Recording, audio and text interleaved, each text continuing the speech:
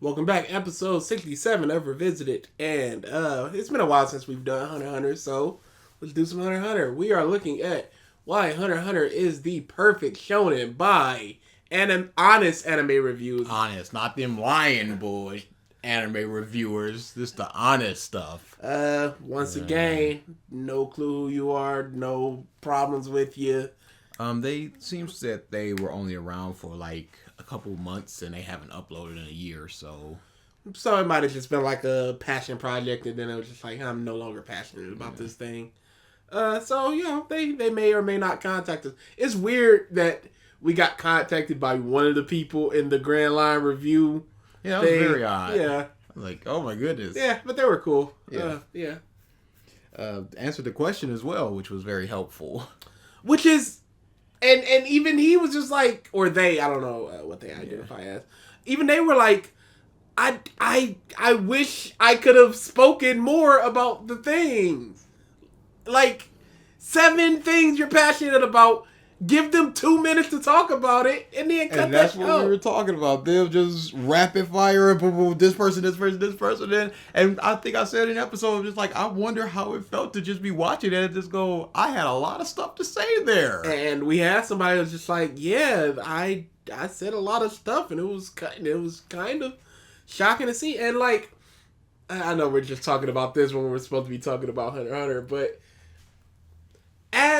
I'm sure there are some people out there that were just happy to be in a Grand Line review video. Absolutely. But there are others that had poignant points, at least in their opinion, that wanted to express it to a wide audience, and they were denied that with these 7-second clips. Snippets. Yeah. Like that individual said, they had like 14 years of watching One Piece. They like talking and discussing stuff. They kept it shorter on purpose just in case they didn't want to get cut up. And then they still did. Yeah, so it's kind of ridiculous. So yeah, very low chance we get contacted by this person. It'll be funny though. Yeah, it would. But the description says... Oh no. On our third anime review, we discussed potentially the greatest shonen of all time, Hunter x Hunter. Everything is potentially the greatest. Absolutely. Potentially means nothing in that context. Togashi took everything that was special about Yu Yu Hakusho and amplified it, creating an anime experience for the ages, and one that has converted many over to becoming fans of anime in general. Okay, but we heard a slight bit of this, and he was talking about how it's this kiddie thing and these tropes and stuff.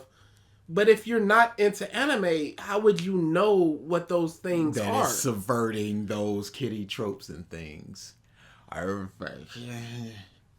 And should it be praised just because it got people into shonen or anime in general? I will not praise Dragon Ball. Sorry, nothing. y'all. What about the people that got into anime because of Astro Boy? Go back and watch Astro Boy right now, the one from the 60s.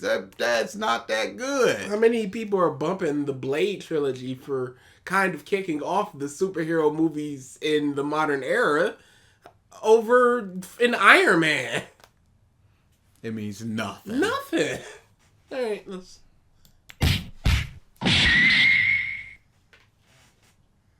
As tears rolled down my face during the final episode's conclusion.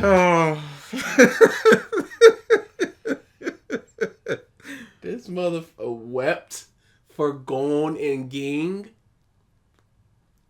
I felt nothing. I didn't. Emptiness. This was not a joyous occasion of Gon finally meeting his dad, who actively did not care about him and did not want to be found. He's a douche. Why should I be like, oh, he finally getting what he wanted? I don't care. But I love this douchiness. Yeah, the douchiness was great.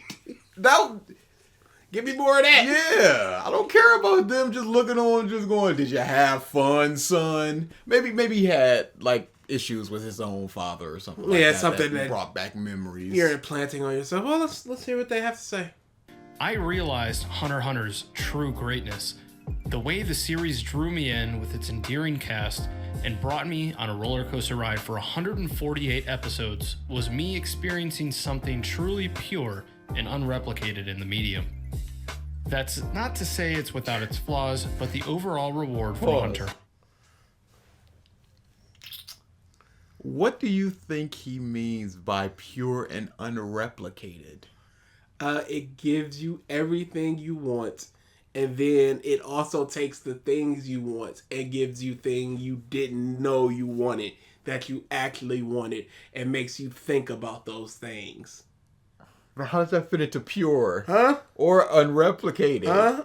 Who else is doing things what like that? What does that mean? Hunter is something gratifying and magnificent. Join me on a journey through this. I'm just rolling my eyes. They done hit us with like 15 buzzwords in 30 seconds. Oh man, the eye roll was magnificent. Gratifying and magnificent. Wonderful anime. And of course, there are spoilers to be had here. Hunter x Hunter is a masterpiece, and I'm going to tell you why. I will admit, when I first went into Hunter x Hunter, I had a fair amount of hype because Yu Yu Hakusho was my favorite shonen ever made. I just loved the constant growth Yusuke underwent during the franchise's 100 plus episodes. That's almost everything in history. Yeah, constant growth. And see, it's always very telling when somebody praises something what their first praise is, because that's usually what's most important to them. And constant growth, yeah, sure, I guess. I mean, same thing with Naruto. Yeah, every arc he learned something new or did something better. It's not about the growth; it's about what the growth is. It's not just and the what fact the that series they grew. does with it. Yeah, just growing means nothing. It's how did they grow? The similarities in writing from Togashi are clearly present, but they do nothing to detract from the uniqueness Hunter x Hunter possesses. Oddly enough. Is it really similar? From Yu Yu? Yeah. I don't think so either. There might be aspects of it that share similarities, but as a whole, even some of the minutiae stuff like characters and dynamics, I don't think there's who's a Kurama? And if you look at like world building, each arc is like different. Takes place in a different place in Hunter x Hunter. You got the human world, the demon world, the human world, the demon world. It just bounces back and forth between that. Mm-hmm. But you got York New City, a big forest, and whatever the Chimera Ant Arc is. You got the dynamic between Gon and Killer, which is not like Yusuke Kuwabara. It's not like anything in Yu Yu Hakusho. I guess like it's not even a 3-person team versus a 4-person team. Like a wide array of powers and abilities that people from a centralized power source. Yeah, but that's not really particular in. Yeah, I can't really think of. I mean, it's chakra. Like yeah, Gon and Killer were a lot younger than Yusuke. He's brash and. Are they? I don't know this Gon. I thought he was like 12. He like 12? Yusuke's like 15. Yeah. 14. Yeah, that's quite. I wouldn't say that's a lot younger. I'd say that is. When you're that age, absolutely. When you've just gotten off of, I'm 9 years old and 8 months. Because you know how kids are. Yeah. That's how they do. That dummy. That's not, they trying to be, he's around 12 years old. Okay. Thanks a lot, Wikipedia. How about some ads? And Yusuke is, okay, in 14 first appearance, 18 at the end of the series. Yeah. I don't know why this one said 43 now. I'm like, what? Maybe there was like a one-shot, not OVA, but like a one-shot years later Togashi made. I doubt it, though. It seems like it wouldn't be that good. Or maybe something something to do with the demon in him. Yeah, doesn't matter. Mm-hmm. But yeah, I'm getting nothing about the similarities. Maybe the exploration of the darkness of humanity. But even then, it wasn't really an explanation in Chapter Black. It was more like humans are super dark, so we deserve to be eradicated, as opposed to exploring it through Gon's descent in the Chimera Ant Arc and that type of thing. Yeah. So I really don't know what they're talking about. Even arc structurally is so much different. With such a staggering amount of episodes, Hunter x Hunter contains virtually zero filler. I don't care. Yeah, filler, it doesn't matter if there's virtually no filler or not, because you can watch it or not. You can choose not to watch it. It doesn't matter if it's filler within it or not. And if you hadn't read the manga, you don't know what exactly was added or anything. Like in the beginning of the Chimera Ant Arc, the little boy and the little girl that got eaten, it was like a whole 2-3 minute thing of them in their home life and stuff. Where in the manga, it was just like, hey, some kids, rah. So they added that. So that's filler. But you would know that if you didn't go from manga to anime and back and forth. But point number one, filler, who cares? Doesn't matter. Instead, the series is delicately divided into 6 independent arcs, which all focus on completely different methods of storytelling, ranging from the suspense thriller York New City arc to the intellectual and hopeless Chimera Ant arc. The series... Suspense thriller? Sure. What's the suspense thriller of York New? Who's gonna get the thingy? Who's gonna get the Greed Island? Oh, who are these people? Okay, but when they were walking around like espionage and But wouldn't you say the same Kurapika. thing for Chimera Ant? There was espionage, infiltration. Yes, there was. It's a suspense thriller That too. was very and that's suspenseful and thrilling. Huh. I don't know what. It could be both. Everything could be. You can say the same thing for Greed Island. Yeah, you could. Are they gonna get all the cards in time? And how do you activate this? Each of them are different and unique, though. Sure, but that's everything. Sure, and that's a positive for everything. So why is it a positive for Hunter x Hunter? Hey, it is though. That's the argument that I had with the dude in the comments. Are you? I ain't read that. They were praising the DBZ. We talked about it a little bit. Oh, yeah. Praising DBZ Bleach. MRAM for talking about Ichigo. If you've ever lost somebody, you can relate to Ichigo. And I'm like, that's everybody. Doesn't really matter. So he shouldn't get praised. I'm not praising somebody for walking. I'm not praising a movie for having proper lighting. It's expected. No reply. Someone that broke their leg and has to go through rehab, you could praise them for walking. Yeah, you can praise them for walking, being, hey, I'm in one of those cancer walk things. You go, yeah, that's good. But just some normal dude walking? No. You're supposed to stop in the street and pat him on the back? Yeah, good job. What are we praising everybody for basic competency now? No. And that's the thing. So much of these praises that we hear and revisited is just for competent storytelling. And there are innumerable competent authors and writers out there. Why are you clapping specifically because of this competent writer doing this competent thing? Because there's no filler, and each 6 are uniquely different from the thriller. Unique storytelling. Literally touches on everything.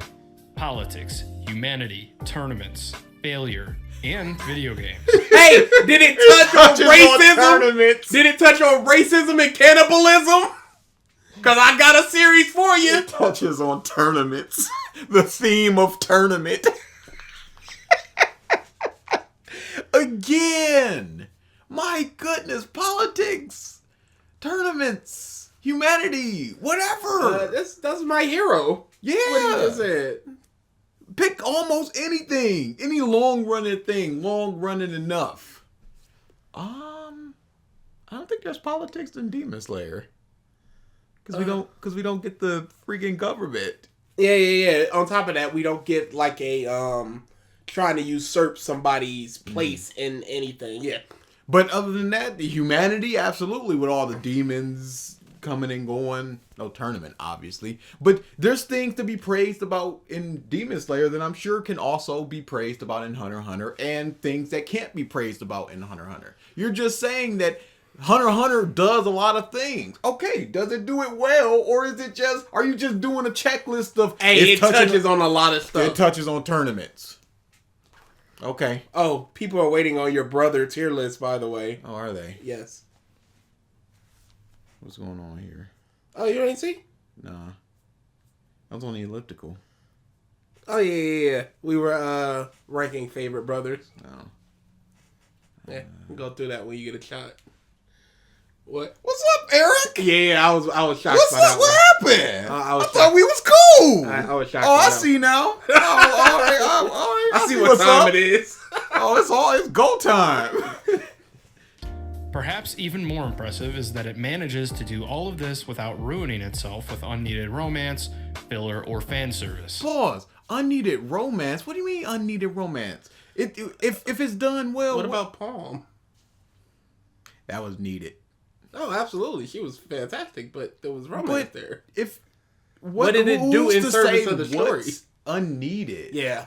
You can't just be like... It seems like you just don't like romance. It's not... What's a romance thing that's getting in the way of the story? And we've seen scantily clad women in this series. Oh yeah, that one ant that's basically just got in half of a bra. Not to mention Vacuum Girl being topless for like half an arc. Let me see. Chimera Ant Arc Girl. Skimpy? No, not Palm. What are you doing? Oh, there she is. My goodness. Yeah. She's Look at that! She's basically in a super revealing swimsuit. Yeah, we're not getting... How was this... How did this get on air? So in bustier and... It looks like a bikini bottom on her top. Yeah, it looks like she ain't know how to dress properly. It's just like cloth on these things. But okay, fan service. You don't like fan service. But it has it. But it has it as well. You don't like romance, but it had it. And what was this? There was a second Filler. Filler. Oh my goodness, with the filler. This seems like one of those. I don't know. It can't be because I don't like fan service. Moving on. Sure, I will be the first to agree that Hunter x Hunter does not have the strongest start, but there's probably a reason for that. The Hunter exam arc is... Probably. It doesn't have a strong start, but there's probably a reason. Yeah, probably. Are we just excusing anything that isn't very good with, there's probably a reason for it not being good, though? People do that quite a lot. For what? To make it better, to make things better. I like this thing. Sometimes and, there's probably a reason why we didn't exactly get the sword colors in Demon Slayer. We just didn't. Oh, this dude just got a blue sword. Wonder what that means. Well, we'll never know. Moving on. Oh, you've got the black sword? Oh, you know what that means. No, I don't. Never will. Never came into play ever. Horrible. Horrible. Enjoy season 2, cups. Jizzing over it. Oh, like they ain't never eat. It's just the first morsel of food in just a year. Finally some good in food. Bruh, funny enough, I haven't heard about Demon Slayer. I think I've seen 3 statuses. I've seen on Twitter. It's there. Oh no. It's there. Oh no. And it's not good. Why would it be? Oh, I can't wait to see what the... Okay. All right. It's actually my least favorite in the entire show, but that's not to say it wasn't necessary. Togashi uses this arc as a way to develop ties to the main characters and establish its roots. He could have did the same thing in a good arc, though. Yeah. You don't need a bad arc to establish people. You can... And It's also, you can also do it one by one, introducing instead of just hopping on the boat and just like, hey, here's our 4 main protagonists. Hop off the boat. Oh, there's Hisoka. He's gonna be a long running antagonist. It's not a mutually exclusive thing to be good and to introduce characters well and develop them. It also gives an introduction to one of the most unpredictable characters in anime history, Hisoka. I wouldn't... Do you really think Hisoka's one of the most unpredictable people? No, he has a pretty clear motive and wants to follow through with those. Direction. It's not like he's ever gone against what he wants, which is to fight strong people. And he's going to do what he can to get what he wants. And that's just to fight strong people. And if it's just, hey, I want to fight you, foster you until you grow enough to be worthy of a fight, that's what he's going to do. But he's always stuck to that. He's very predictable. I was necessarily bored with the beginning of the series, but it wasn't something I was binge watching straight through. I stuck it out in part due to my love for Yu Yu Hakusho and for the respect I have for my friends' recommendations.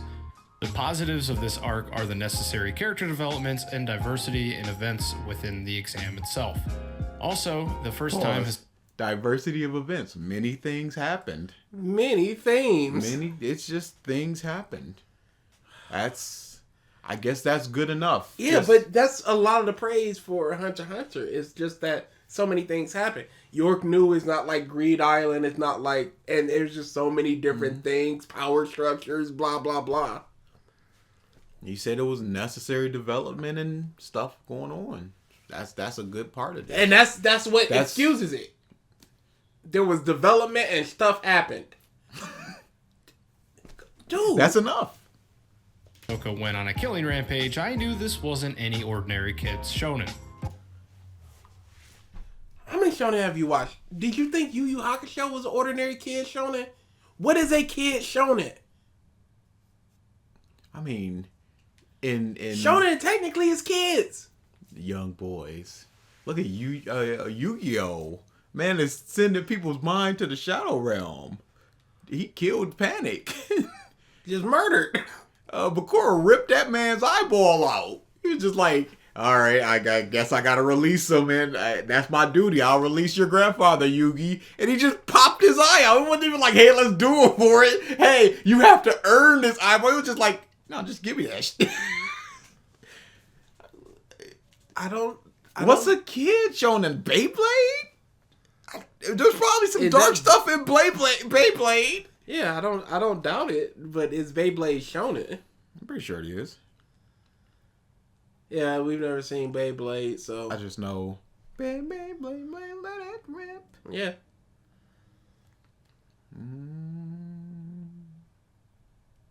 Was it in Shonen Jump? No, it was in Koro Comics. Whatever that is. So that don't count, really? No, demographic children. Okay, well, same demo. Yeah. So let's look up Beyblade Dark Moment. Oh, please don't give me some creepy pasta bull crap. Not a dark freaking Beyblade. I'm not trying to purchase a Beyblade. But only $17, sir. Yeah, we're not gonna. There's a bunch of dark moves. There's dark masters. Oh, possessed. People get possessed. So yeah, but there's no murder and stuff. Look at this man with these red eyes. But that's not murder. Yeah, Japanese kids can handle things a little better than, or certain things a little better than American kids. So, yeah, it's not murder. I mean, could you be murdered by a Beyblade? Just beheaded? Who knows? Look at that. That's pretty. Yeah, what? Looks like Bakura. How about a Beyblade death?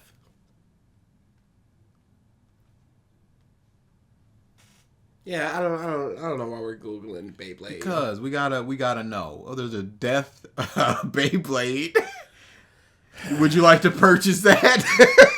Are we in the market for that, or? Oh, who died in Beyblade? Oh, a bunch of people died.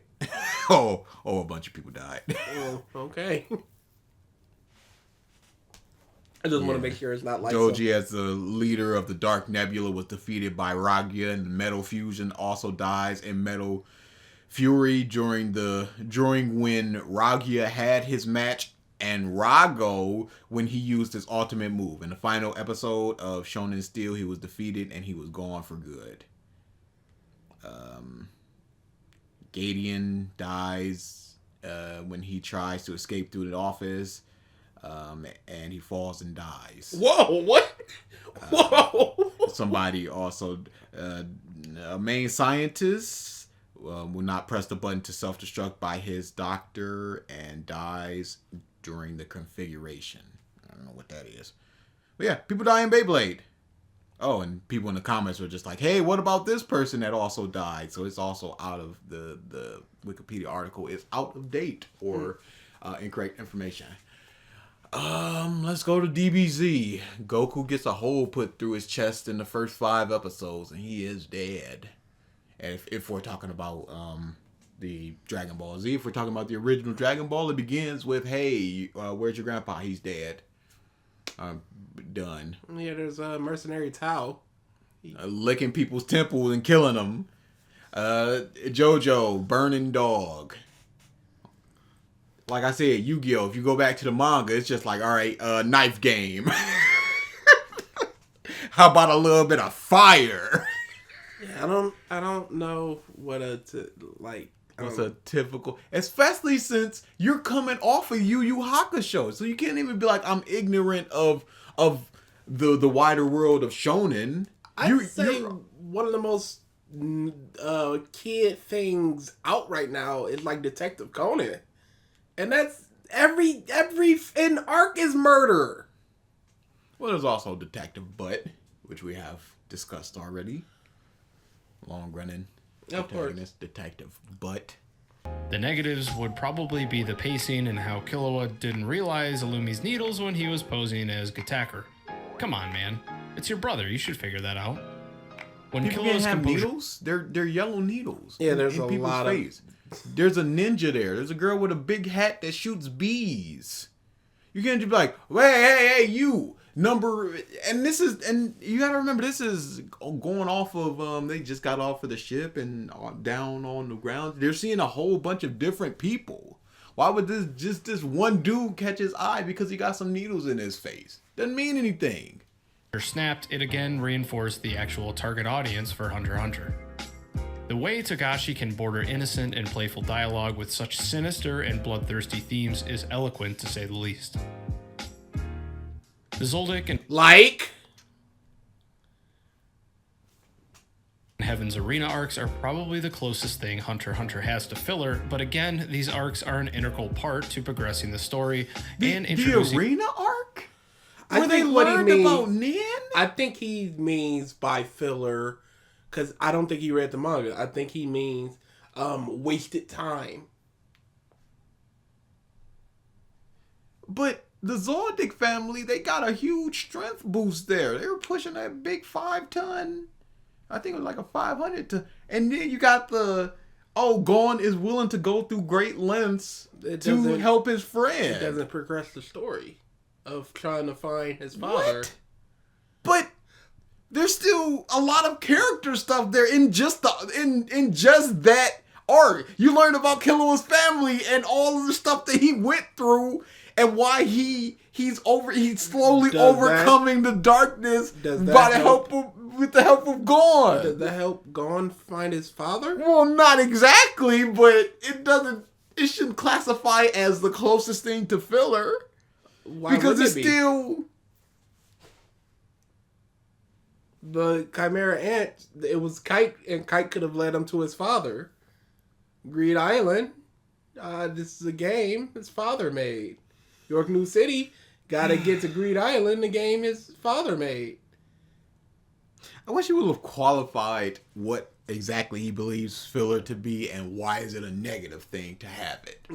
Because if you just go, this tournament arc is the closest thing to filler, where they literally get sat down for an episode or two and explain the entire power set of the world. This is the closest thing to filler. I guess he must just like the foot on the gas, espionage, Always York New forward. City, Greed Island. But that's such a weird thing to say. Is all I'm saying. Absolutely. But it's the only thing I could think of that would classify as filler in his mind, because it wasn't that these are the closest things that stretch out the manga. These are the closest arcs to filler arcs. Killua's past, and the life energy many of the skilled fighters have in the series, also known as Nen. I almost feel like Togashi used the tournament avenue to introduce Nen out of need to fill his Hakusho void. As many remember, the Dark Tournament arc from Yu Yu Hakusho was hands down the greatest. Well, he's coming right off of a tournament. Why would you think that his mindset is another tournament? Because I need to go back to Yu Yu Hakusho. I wouldn't say that. I'd say that, hey, they need to earn some money. This is an easy way to earn money.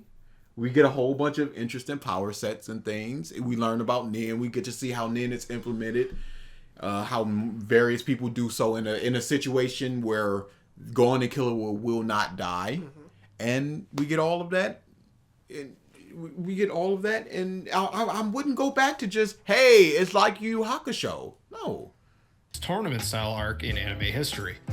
I understand that climbing the steep ladders of the Heavens Arena wasn't necessarily the focus of the arc, but I would have liked to see a little bit more fighting that would have transpired later in the tower. It was also So he wanted the big hype fights later, even though they don't really mean anything in the grand scheme of the story. What about this makes it filler? If you would like to see more of it. The reasoning of the arc no longer matters. No, they were there to make money, and instead it was about they learned in, and then they were just like, all right, no more fighting. But they were also there to kill time until Kurapika comes back. And they were like, hey, meet me in York New City. And field time? No. That's not how it works. No. the viewers to peer into the secluded life of our assassin MC, Killua. The introduction intrigued me and made me even more curious as to how Killua would eventually face his brother again after the Hunter exam. I was slightly disappointed that Gon and Killua's Nen instructor and apprentice never reappeared, other than Bisky mentioning him in the Greed Island arc. Their paths just didn't end up crossing again. Minor, but still sad. Next came... That was a hard stop of the music. Minor but sad, yes, absolutely. But why would he like to see him more? What? Because he's a recognizable face that could have been used in stuff like the Chimera Ant Arc. And why wasn't he? Well, who knows? We can only send like 6 people. But why wouldn't they just pan around the world like, hey, here's what's happening. Here's what's happening in the arena. And then you got a bunch of people trying to fight the ants off. And he's one of them. And Lil Zushi is one of them as well. 5 people? Why not do that instead of just going, dang, where's Hisoka? He would like to fight these people. And then the next arc is just Hisoka going, oh man, I missed that. Oh well. One of my favorite arcs of all time. The Phantom Rouge or Troupe arc. Finally, we were able to understand the seething rage Kurapika endured from having to recount the loss of his family and tribe due to those notorious random killers. This arc is also the point at which the show really begins to pick up. I was ecstatic to see massive character development in Kurapika's case. Yeah, that was a bad read of Isn't that that name. like 40 episodes in? Mm-hmm.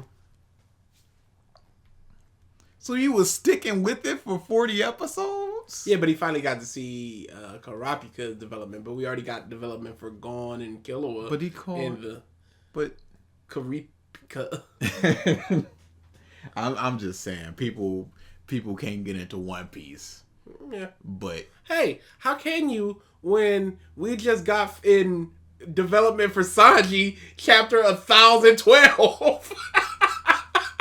It's never too late. There's too much people developing. Too much. And also to see Gon and Killua take on more of a supportive role. Stop with the names. I'm sorry. It was like you got punched in the face when he said "gone." Gone is not the name. I'm sorry. It is simply not. And I could have sworn he already said gone. Oh yeah, several times. He said Karapika correctly too. All right. It must have just been a different recording day. It might have been just a bad day for him. He's just like Karapika. I'm not recording that shit. It's just once I slipped, whatever. I remember the scene when the troupe heads into the auction hall and obliterates everything in sight. My jaw dropped to the floor. It's a bunch of strong people killing a bunch of nobody businessmen in suits. I got guns coming out of my fingers, and I'm going to shoot you now. And he does. He shot them? How is that jaw dropping? What?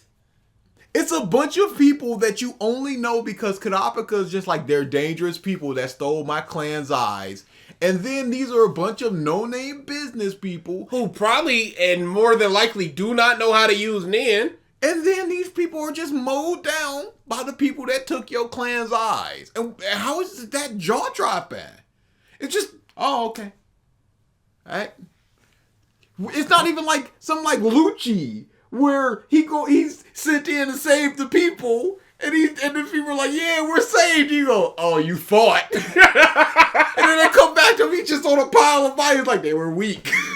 That's jaw dropping. Like, okay, They were weak enough to get captured. So what are we doing over here? When Big Mom ate people, that's when my jaw dropped. When I saw in Dio use the world in part 7, that's when my jaw dropped. But not just a bunch of people getting mowed down. It'll mean nothing. Part 1 of JoJo, where Dio is running through people. Yeah, my jaw dropping there because I'm like, is Jonathan gonna beat him if he's one-handed ripping people's heads off? This, I'm like, okay, how exactly do finger Nin bullets interact with the Nin shield that you can put up? So I don't know how exactly those two things are connected. So I don't know if Killua and Kurapika and everybody are in trouble or not. Cause this dude is just mowing down mooks. It'd be like stepping on a bunch of ants and going... It's like, yeah, going to an ant farm, you knock over ants and step on all of them. And it's just like, I couldn't believe that they were able to beat all those ants. Like, okay. Everything in sight. My jaw dropped to the floor. Hunter x Hunter's writing surpassed a level I didn't believe was even possible in a facade of a kiddie shonen. What? Surpassed the level he did. Because a bunch of people got shot after in Hisoka chapter like 11 were beheading people? Yep. Now a bunch of people are getting shot by finger bullets. And now he's just like, why did people believe this was a kid show to begin with? Yeah, that's a very good question. It's so often we see these Hunter x Hunter people are just like the typical feel-good shonen that you expect. What action shonen is a typical feel-good shonen? It's very... Hunter x Hunter does something to people. It really do. I don't know what it is, but they're just like, this right here is different. It's like this is their like Catcher in the Rye. Where it's just like, just knowing it. Just knowing it should be this. I gotta pull stuff from this. And it's just like, no. It's a story. It's a story. That has happened many times before. Will happen many times after. And you're acting like it's the second coming. It's not doing anything particularly unique or anything. Not to sound morbid, but I was transfixed. Enthralled by just how much I was starting to enjoy the series' variety, and how Togashi wasn't afraid to transport it away from a stereotypical shonen. Oh man, I would love to hear people praise Hunter x Hunter without bringing up how it's so different from other shonen. Without saying how subversive and how it's just flips things on their heads and tropes and all that. No other shonen has ever. I would love to hear that. Just one. I would also love some explanations. Yeah, I would love to know what shonen this person has consumed outside of Yu Yu Hakusho, to where they're ascribing so much to Hunter x Hunter, as well as why exactly dudes just getting mowed down was so impactful to them. Yeah, like I truly do not understand that. That's so. My anime list. Hey, there we go. I got mail. They were born the same year as I was. Is? Nope. R. She is an is-B. Such a great line. Let's see. How do you anime list? There it is. All anime.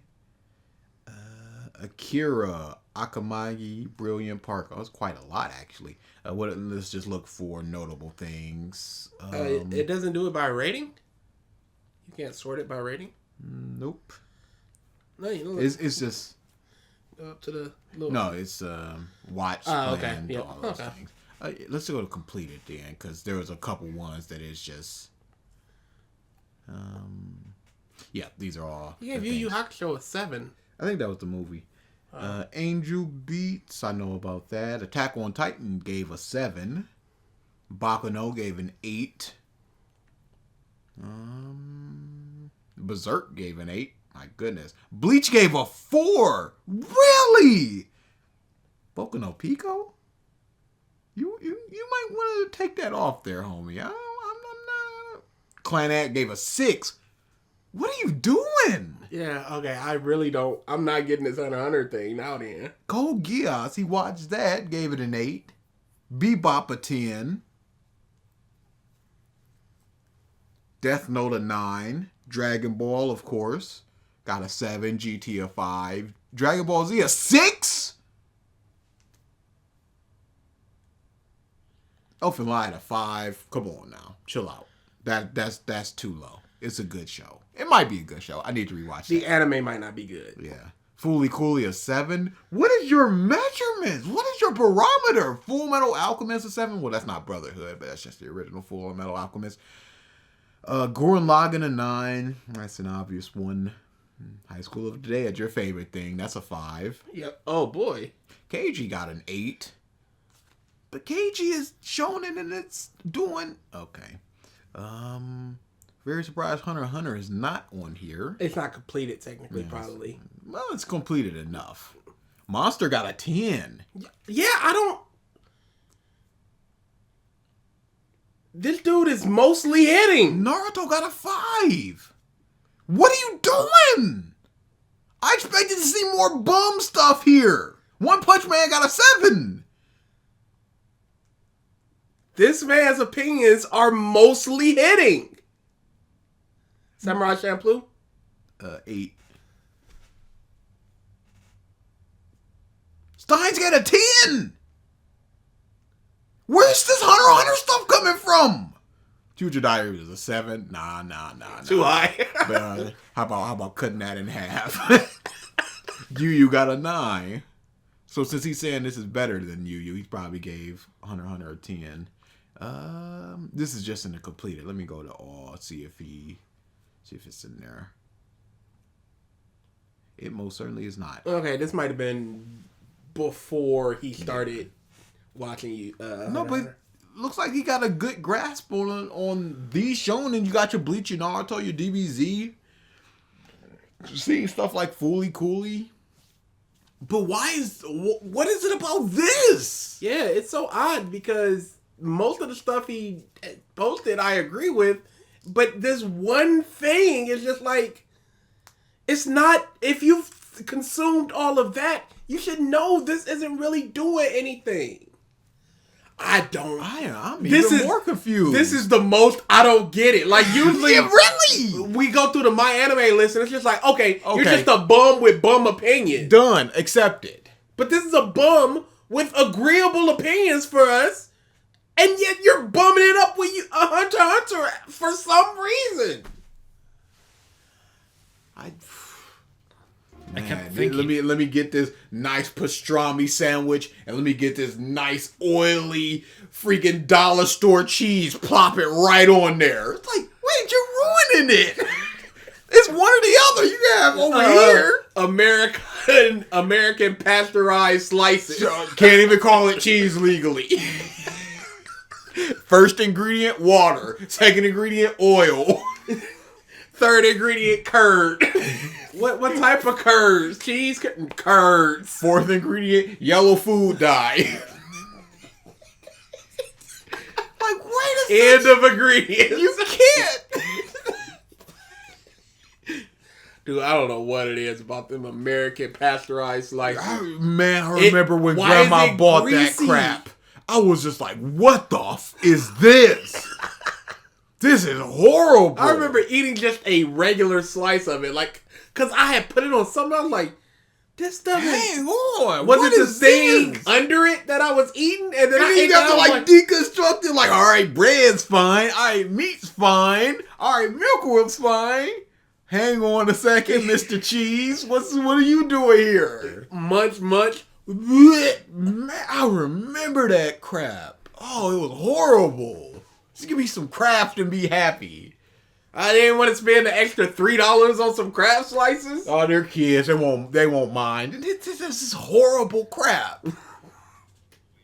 typical shonen.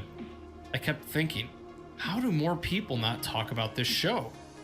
What unfolded in the next 20 to 30 episodes kept my finger trigger happy on the skip button, as I couldn't wait to get to the next episode fast enough. The fight scenes in this arc, although fewer than I hoped, were entirely cerebral and constantly shocked me. In particular, the battle between the 10 Dons and how effortlessly and grotesquely the paralyzed Ovagan dispatched them. I couldn't believe I was still watching the same show. Pause.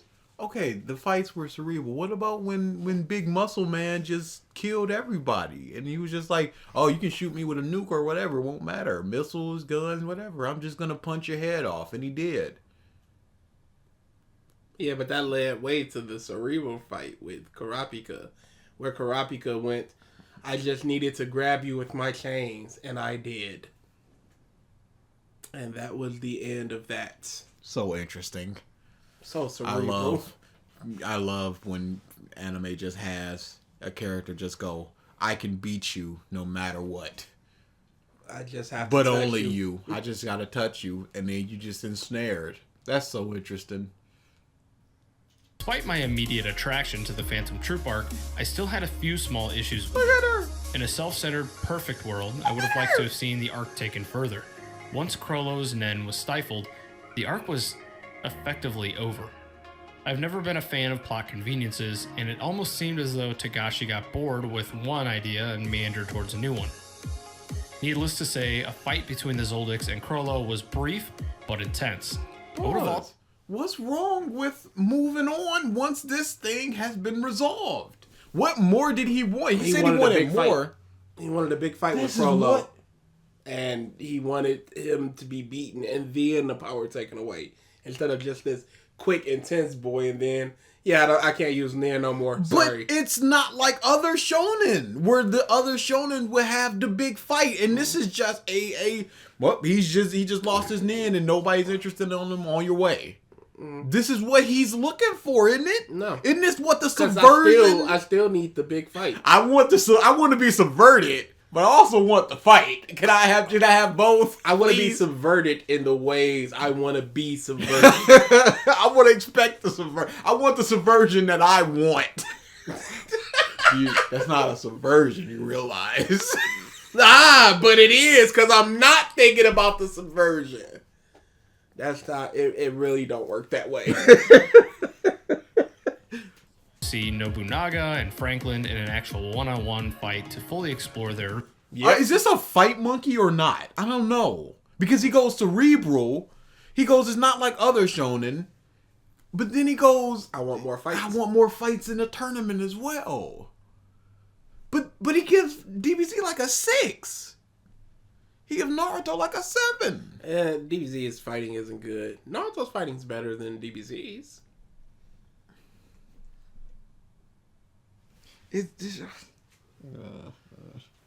abilities as well. The majority of the troupe just feel like abandoned characters. However, this might just facilitate itself as a necessary evil in a series that has such an enormous cast as Hunter x Hunter has. Whoa, can I stop you there? Hunter x Hunter's cast is not enormous. And if it is, it's not enormous in the way that there are an enormous amount of people that you should care about. Like the ninja dude. Who's bumping ninja dude? No, I'll even accept ninja dude. Hunter x Hunter might have 50 characters. 50 revolving... 50 named, you are this person, important character. That's not enormous. There might be 50 characters in Wano. About that. And then we have to look at Naruto and go, whoa, come on now, dude. There's a lot of characters in Naruto as well. There's probably, in the war of Naruto itself, there was probably 70 people. Gracious. So just having an enormous cast is not worthy of any kind of praise. Especially when the cast is not actually enormous. You got the Phantom Troupe. They're rotating members, so let's add 3 more. Killer One and his family. That's about 5 or 6. 6 people. So we're at to like 13. The main 3, 16. Ging and the 12 people there. That's like 30. You got all the Chimera Ants. It's closer to like 60, 70. Yeah. That's nothing! That's really... Especially when you look over at Grand Line Reviews or one of them. I think, was it even Dritz where it was just like 1,500 named characters in one piece? It was Dritz. Yeah. That's a large number. But obviously you're not supposed to care about all 1,500s like our boy Moon Isaac Jr. You're not supposed to care about him. But Grand Line Review was the one where it was in Dressrosa, and it's just like there's all these characters that you gotta remember, and like, you don't need to remember Jeet. No, you don't need to remember Abdullah and Jeet. But for here, with the Phantom Troupe, they're the one of our main characters' primary antagonists. I feel like we should have learned a lot more about them in this arc. Absolutely, we should have learned more about them. Period. Even before this arc. Because you just got a little small dude with the long hair. Like, okay, we don't know too many of their backstories, if any. That's why I appreciate stuff like One Piece so much. Because Oda was just like, Shichibukai, Arlong Park. Yeah, don't mess with them. And then we got a Shichibukai like slowly introducing one and coming in what they're doing instead of just here's all 9 members of the Phantom Troupe. It's just like I'm after my family's eyes, okay. And then like 2 arcs later, the Phantom Troupe took them, and I need to find the Phantom Troupe. And over there. It was the Hunter exam actually because he saw the spider thing and said it was fake. So 2 arcs later, we got every Phantom Troupe. And to this day, a couple of them just got killed, and we don't know really anything about them. Also, Hisoka never gets his rocks off by being able to battle Chrollo, the entire reason he falsely represented himself as a member of the troupe in the first place. This was another notch in Hisoka's complexity, however, since it's some... How is it another notch in his complexity? He wanted something, he couldn't get it, and he just went pieces, and he walked away. He wasn't he wasn't shaking them like that part, but that's not what he said. He said the complexity, and he didn't get to fight Chrollo, which is another knot in his complexity. But no, he was talking about. He said he didn't get to fight Chrollo, which was the whole reason he was acting like a member of the Phantom Troupe. Can I hear all that again? Yeah, sure. Just to make sure I don't want to misrepresent them. As Hunter x Hunter has. Also, Hisoka never gets his rocks off by being able to battle Chrollo, the entire reason he falsely represented himself as a member of the troupe in the first place. This was another notch in Hisoka's complexity, however, since it's sometimes hard to pinpoint his alignment or rationale, I'll just leave it at that. No, it's not. I want to fight people. It's to himself. He wants to fight people. That's his alignment. And he's going to do whatever he has to be able to fight people. The Greed Island arc was also more than likely my favorite behind Chimera. I do not understand this dude. I don't either. This might be the most I've not understood a human in my life. Very odd. You can't hit so much on so many other things and then go, Greed Island is my second favorite arc of one of my favorite anime ever, Hunter x Hunter. Greed Island. Greed Island was shite, but you know what it had? It had fights and it had a different power system. Yeah, it had big fights, and at the very end, that man got big punched. And this man is clapping because that big punch happened. I got my release, my cathartic release of, the big fight. Bisky had a fight. Killua had a fight. We were just fighting. So much fight. This arc sucks. It sucks. Chimera Ant and Troupe arcs, there was something about it that I was fond of. Maybe it was the small break it had in the tense action of the preceding Troupe arc, or the sense of discovery or exploration it contained. As an avid gamer, I appreciated the subtle nods it contained in the MMO world, and this added yet another notch in Hunter x Hunter's belt of variety. I quite enjoyed the introduction of variety. That's what we're clapping for. Yep. But that's the same thing Gala said in the Discord. I prefer things to constantly be different. Because that's why they hate on One Piece, because you go to island, you do thing, you leave island, you go to island, you do thing, as opposed to something like Dr. Stone. Even though I broke it down, here's 85% of Dr. Stone. Problem, main character solves with science.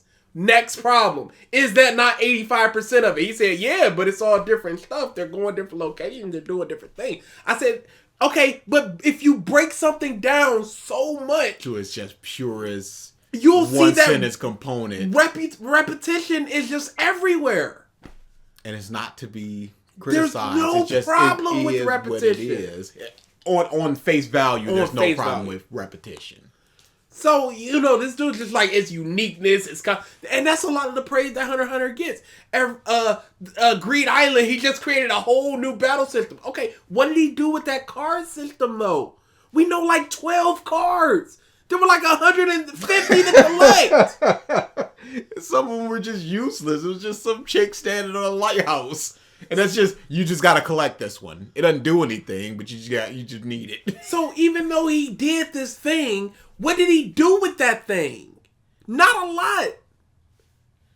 And it's so much that people appreciate Tagashi's ideas, but they don't look at the working of those ideas. The execution is a big problem. I agree that the idea that there's a card system, and even the card system itself within that arc, is good. But then he uses the stuff. Mm-hmm.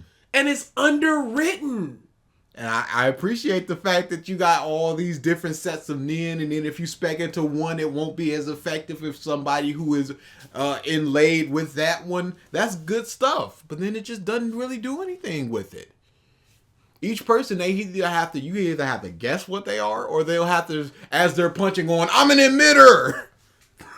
And you have to go, okay, which one was that one again? What can they do, and what can they conjure? You just got the specialty class, which is like, yeah, they just everything.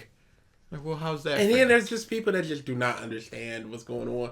Like, you choose the wrong thing of Gon's rock, paper, scissors, so you get more damage.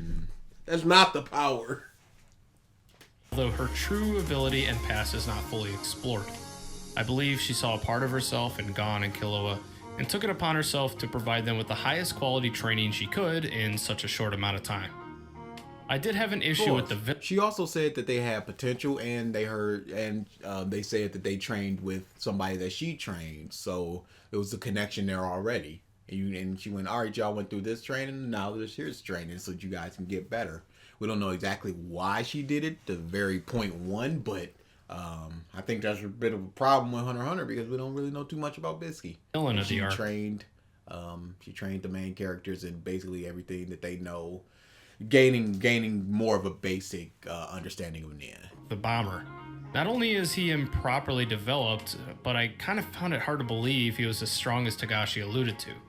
And if that was the case, couldn't Bisky have disposed of him with ease? Not with the card system. It would be a little different because he had all them card systems, right? Teleporting and things like that. At any rate, the Greed Island arc was a nice break from the intensity of the previous arc and a qualified precursor to the series' longest arc. The Chimera Ant Arc. How is this a break from the...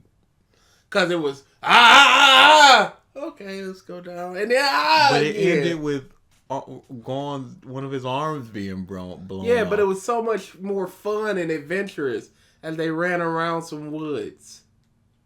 And the bomb man blew up like 15 people. Uh-huh. They were just like, just give me your cards and we'll disarm the bombs. Yeah, but they Psych, had lunch big boom. together with Bisky. Does he like the fights or not?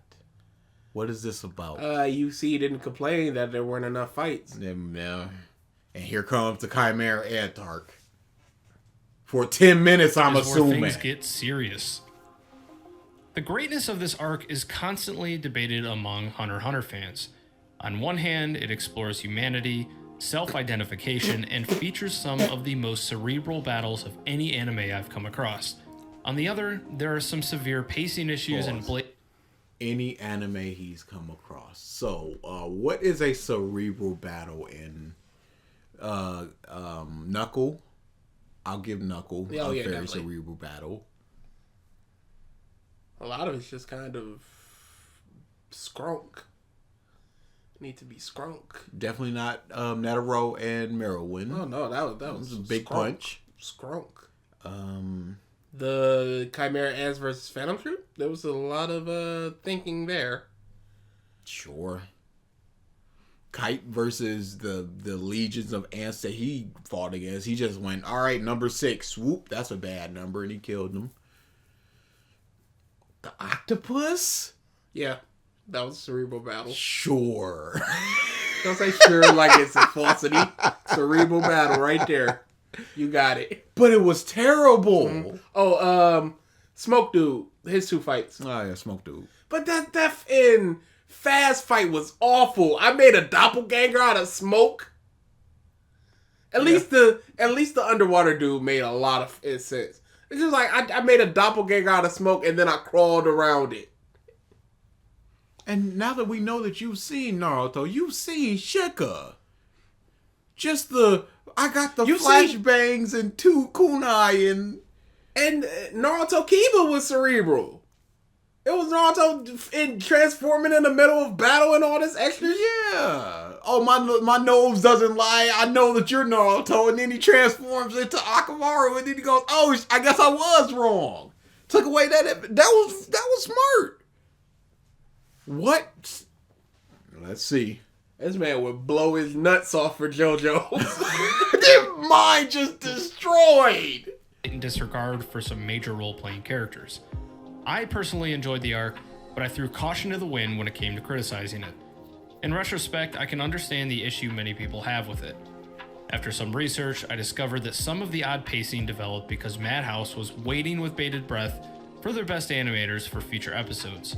This left a few episodes when the heroes invaded the Ant King stronghold narration heavy and kind of boring. No, that narration happens in manga, my friend. Absolutely. And it is awful. It certainly had the DBZ effect for a while, and I was left a little bit confused. I also find it hard to believe that Hisoka didn't make his presence known upon the Ant King displaying his immense power. Did he display it to the world or to this like small island? I'd say not even just the Ant King, just random ants. Yeah, random ants. I would have. I would have liked to see him just walking around, just cut to not killing, just cut to Hisoka, just killing ants, having fun. Because we just cut to the Phantom Troupe killing ants. And they were like, "Hey, this is our hometown or whatever. Let's kill these ants." And then they just did and moved on. Why not? Which Hisoka? was technically filler. If you want to get technical about it. Because that affected nothing. Hisoka was so fixed on fighting the strongest person he could lay his eyes on, I was sure he'd emerge in this arc at some point. Despite the few negatives I have with it, the Chimera Ant arc is nothing short of spectacular. The amount of themes explored is staggering.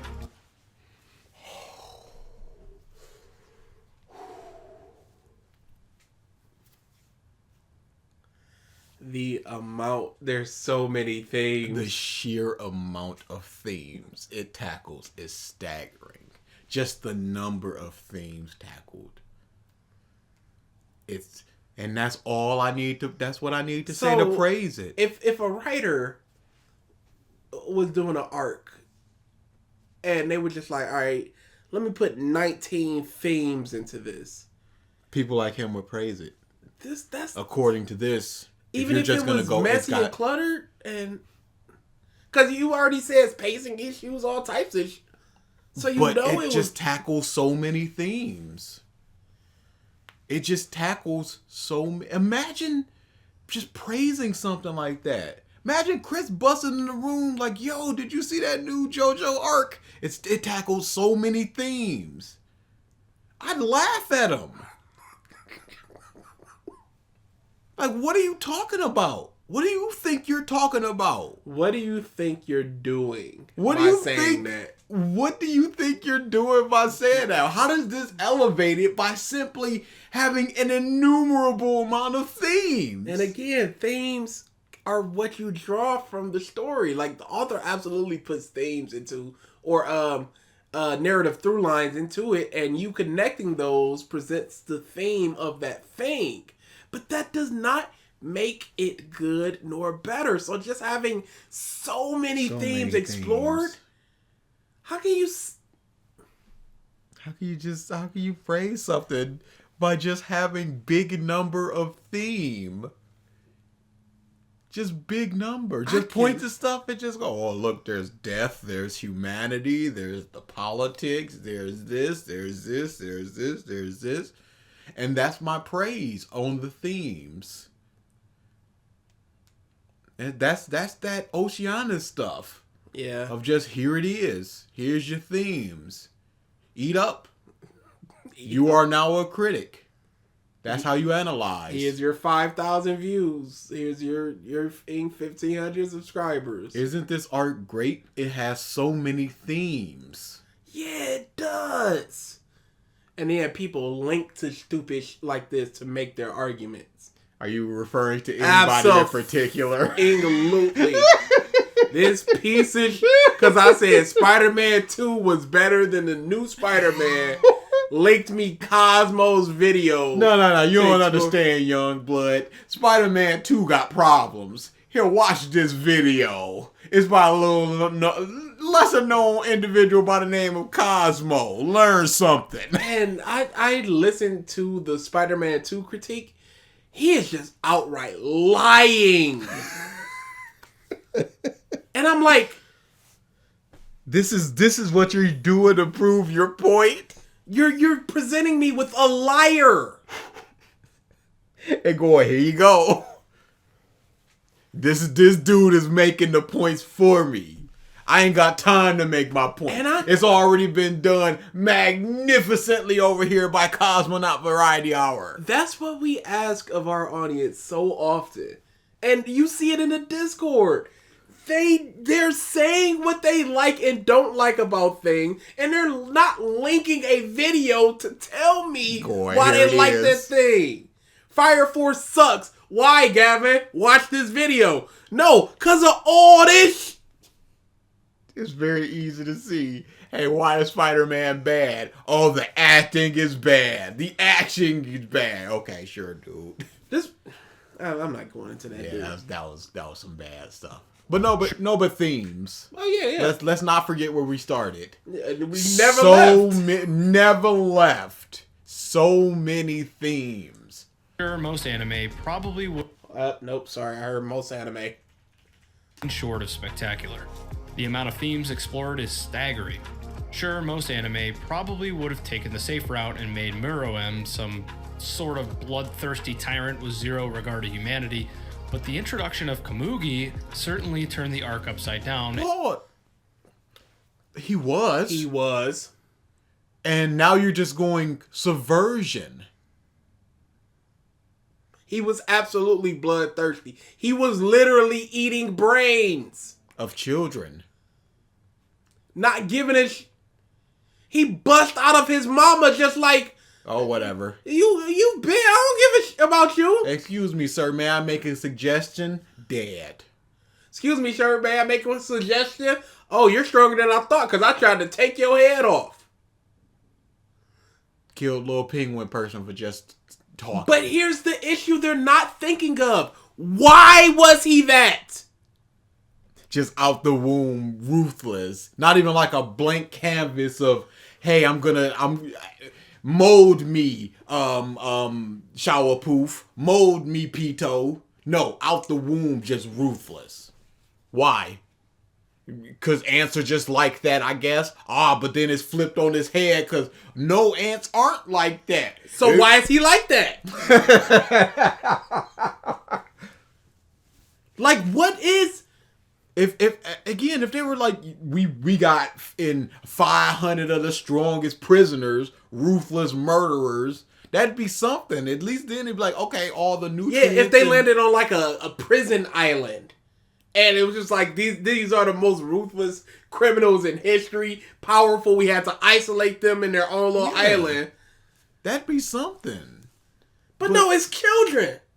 It's children and dumb little villagers. Farmers and... And then you can't even, like, all of them are so ruthless because, you know, Showerpoof, the big one was just like, I respect you, Knuckle. Little penguin dude. They're not all like that. So why was he? Again. For this to happen. If he was a blank canvas, it was just like, all right, we're going to mold him into the ruthless king he needs to be to rule over these people. Pito does a little thing. Showerpoof does a little thing. Big Dude does a little thing. And he's an amalgamation of all three of those things. And then at a certain point, he goes, I'm just y'all. Who am I? I need to figure out who I am. I don't even know my name. And that'd be something. And then Kamui comes, and now he's a little her. Which is at odds with the whole beforehand with them. But he wasn't a blank canvas. He came out evil. And then he found somebody unbelievably good and went, maybe I shouldn't be evil. Hey, get away from you eagle. Stop pecking her. I'm gonna go kill that girl. Because I'm the king. No. I'm the most ruthless. I should be on top of the world. Nothing should hold me back. Caw! Oh, I actually care about this girl. Thank you, Eagle, for showing me the way. Thank you, Plot Eagle, for swooping in and showing me in this one moment when I was about to kill this girl and forsake everything. Thank you for showing me that I actually cared. You want to talk about plot conveniences? Dude. That is out this world. And we, in the past episodes, we were just like, okay, you can have the scene, but just do it better. We were talking about, she's clumsy, so she got bird seed in her hair. Whatever. She broke a mirror, and now she's trapped in a corner, and you can see like blood droplets where she tried to walk. She's like, I didn't want to bother anybody. She likes the feel of the leaves, and she opens a window to feel them, but there's a bird's nest there, and the bird is protecting his young. There's so many things, but he just walks in the room, and an eagle is pecking at her. For what reason? I love the storyline of these two. That is one of the worst things I've ever seen. And it's that exact moment where he's just like, no, I'm going to kill her this instant. No, stand back, Showerpoof. Stand back, Pito. I will handle this, for I am the king. I will kill her. Caw, Eagle. Oh no, I actually do care. Caw, Eagle.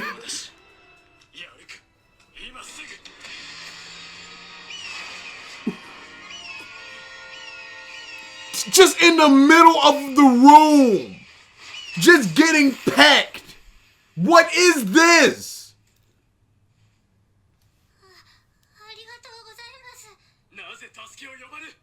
And then it goes right into some great stuff of just like, I didn't want to, it's nighttime and I don't want to bother anybody. That's good stuff. Take out that one little dumb eagle moment. It's a great moment. But it's so artificial that it can't be good as a whole. It's so forced. I need this to happen. How do I show that he actually cares about her? I don't know if an eagle starts pecking her. What do you got, editors? There's a bird. All right, got you. Don't you want to hear the rest of my idea? No. No. Why is there... there's a reason why the... Nope, that's fine. Just draw it. It's so lazy. Have this moment. Fine. But think about a better way to do it. If us two bums can think of 5 better moments to get to the same place without just a random eagle pecking at him, so can Togashi. But he just went, just do it. I don't know. It's a horrible moment. View of humans entirely. He still wanted to eat and farm humans. Yes, that was his ultimate goal. But he was just like, some of y'all are cool. Not all of you will be killed and farmed. We will allow you to breed. The way the inner monologues were written during his Gunji battles was inspiring and really refreshing. I was certain the king would end up vanquishing everything in sight. It would be refreshing if he explained something. Wouldn't it? Be inspired as well. Press play. But he saw more than just brute strength as a display of power. Man, Takashi did not disappoint again. Killua's transformation after Kite Parish was also very uplifting. As my favorite character in the series, it was exciting to see him break away from his brother's burden and play such an integral role in saving the human race. Lastly, okay, so you're just fine with the needle in the brain thing. Okay, maybe he's gonna say the badness of those things. Because there have been parts in the arcs where he's just going, this. So maybe he's gonna go... But the fact that he broke free of his brother's command, again, good idea in there. Have the resolution, but you need to figure out, hey, how do I introduce this problem and then resolve it? So that Killua can be strong and brave for Gon. I don't know. He got a needle in his brain that's causing him to run. And then he just takes it out. What is up with this missing of the B to get to C? People only are interested in the A and the C when they're talking about the B is such a problem. The B is the problem. And I always ask about the bird thing. And they're just like... Gon is staring down Pito. Pito's about to kill him.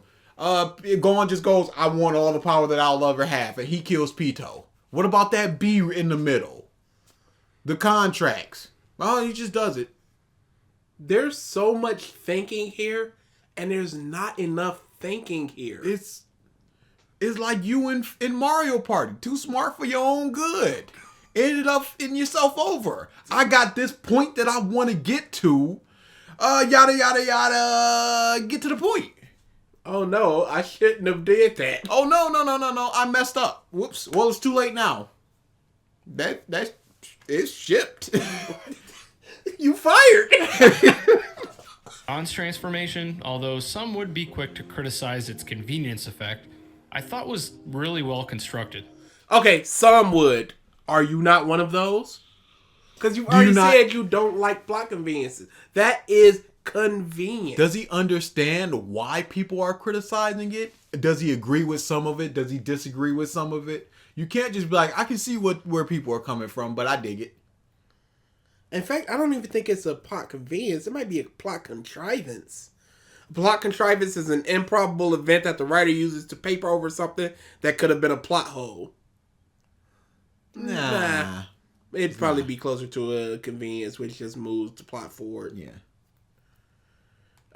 Is an element of the story that doesn't make sense in the context, but is necessary for the writer who wants to take the plot in a different direction. Alrighty then. That's exactly what it is. The effects his brief, immense power had on his body were believable and warranted. Okay. The aftermath. Yep.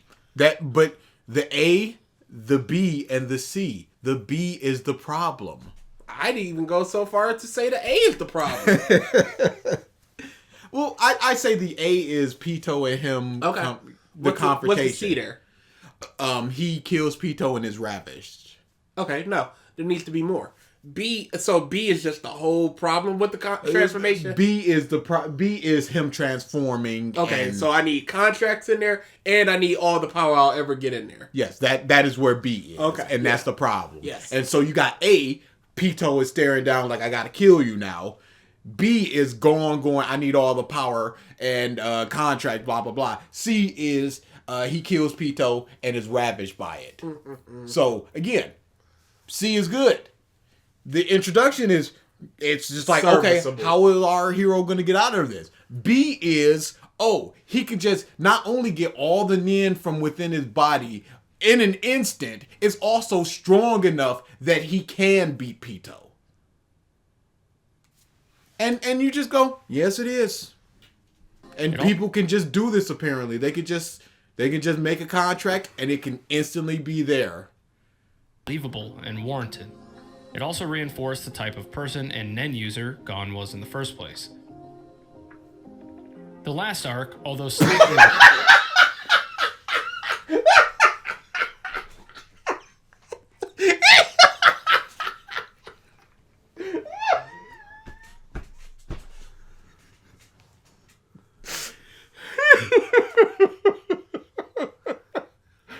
Tried to see where he was going. Yo, you know what I'm saying?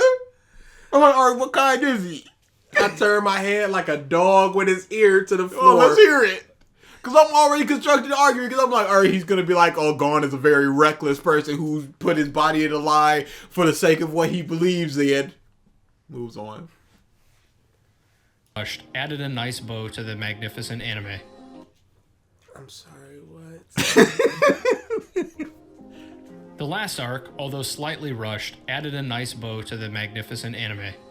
I thought it was unnecessary to introduce 12 new characters so close to the end, but I guess the new chairman selection served as nothing more than plot support for the more pressing issue at hand, Gon's recovery. I actually thought... He has a real problem with his pauses. Because there's a second to 2.5 seconds of just like, I'm not speaking. Cut that out. Yeah. Make it tighter, because it seems like that would be a break for like a chapter, and then something else, another title card would come in or something like that. Yeah. And it's just not. Well, hoped that Killua and Illumi were going to fight in this arc, but I guess we can't all be pleased. Leorio's reappearance was refreshing and reminded me of how... Refreshing? Refreshing to what? Refreshing. He's a funny man.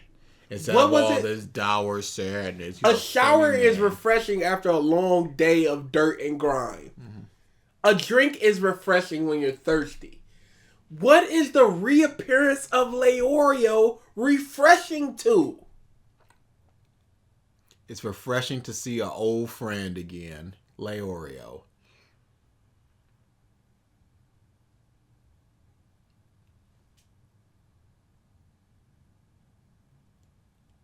This is bullshit.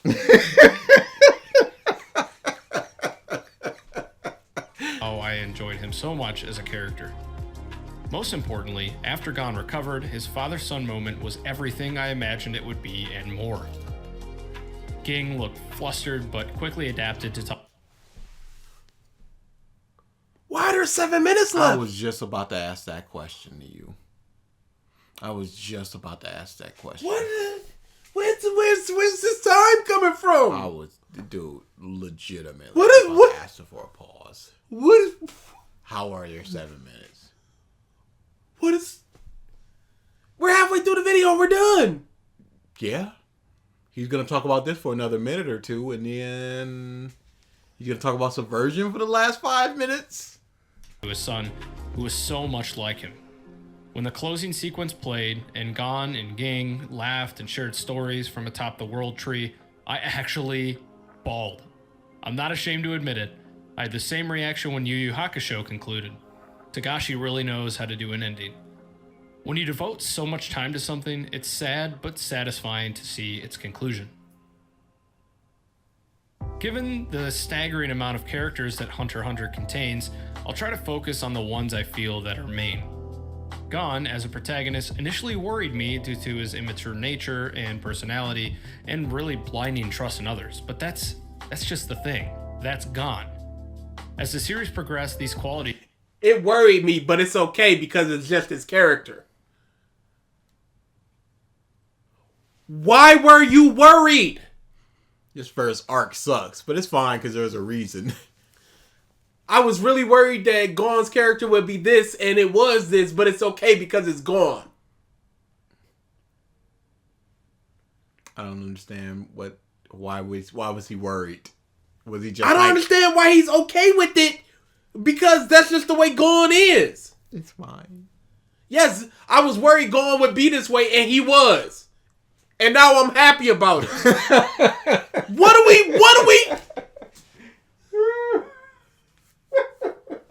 I don't understand this human being. Yeah, this is a baffling mindset. These became part of his strengths, and his development and growth was made possible through his unparalleled tenacity and heart.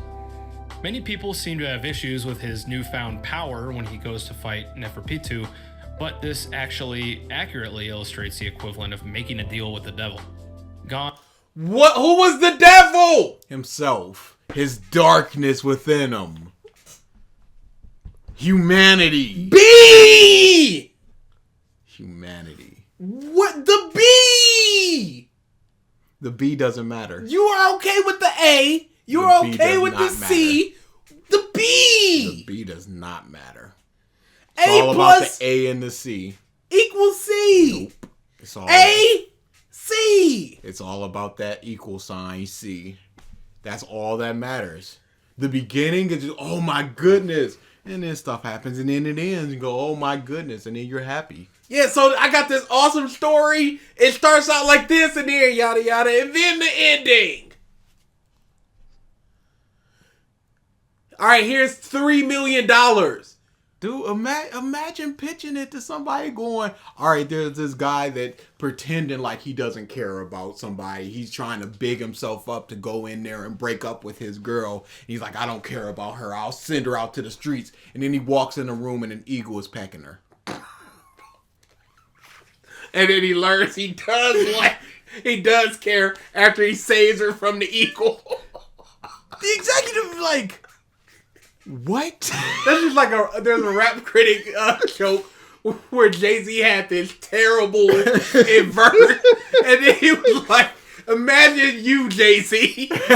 Somebody came up to you like, I'm hottish. I got bars. I got bars. People like Drake want to feature me. All right, spit me a verse, and he spit that verse. It was something like cake, 400 carats. I got a pound cake.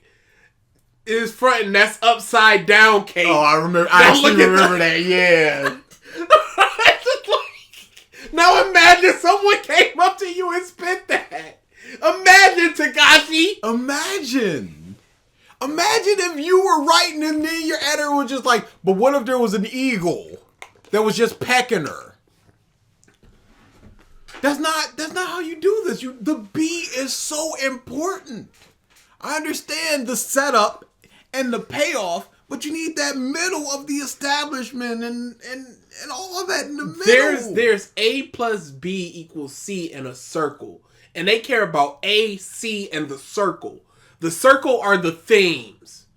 The A is the setup. The C is the payoff. The B doesn't matter because the A and the C are so good and the themes are so good. But what about the B? Why are you still talking about the B, sir? I'm trying to explain to you why it's the perfect shonen, despite... that's gone. I was worried he was going to be crappy, but then that's just gone. Gone. I was worried about gone. Except I don't know why I was, because it's just gone. Gon had gone through so much in order to find out why his father left home to become a hunter, and while he never received an explicit answer, the journey leading up to meeting Ging made the answer irrelevant.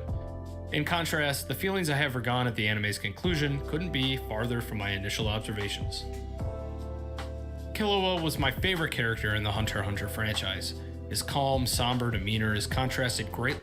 Calm, cool guy! Calm, cool guy. I Please need more clap. calm, cool guy. Please like. Nah. Calm, cool, strong guy. Big Doctor, better than Chopper. You know what?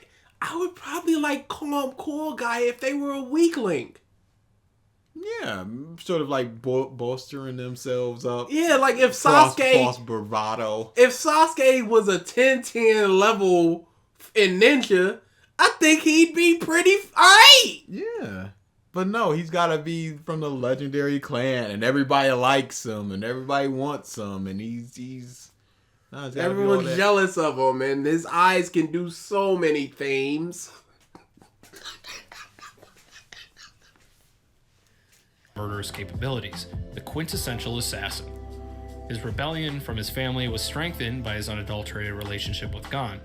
The two were essentially brothers, inseparable, and Gon helped Killua unearth emotions he previously felt weren't even present in his own body.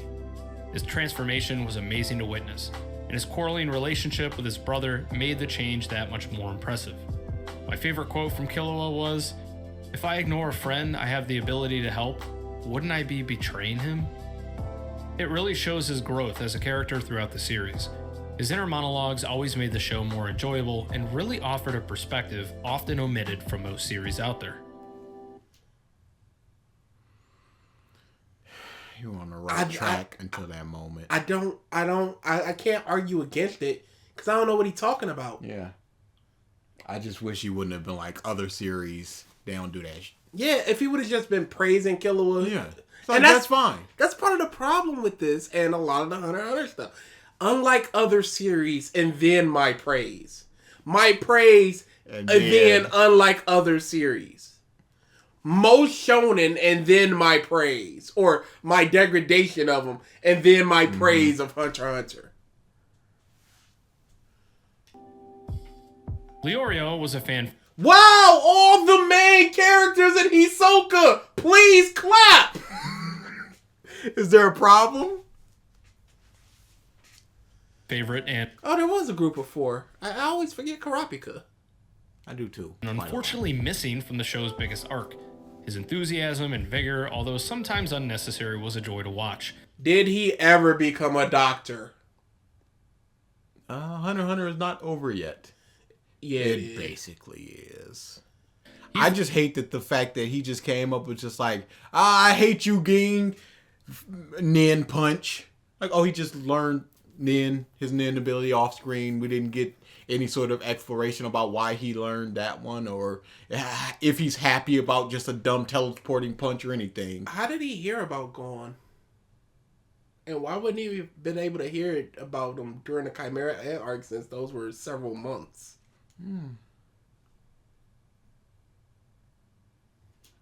Comedic character.